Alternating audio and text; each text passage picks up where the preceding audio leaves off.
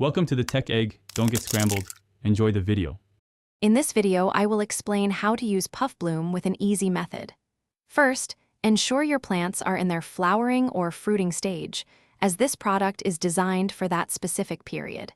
You will need your puff bloom product, a standard measuring spoon, and a source of clean water. This simple preparation sets the stage for optimal results. Now, let's mix your solution. For every 1 gallon of water, add precisely 1 level teaspoon of puff bloom. It's crucial to maintain this ratio for effectiveness. Stir the mixture thoroughly for about 30 seconds to ensure the product completely dissolves. Using a clean container prevents any unwanted contaminants from affecting your plants.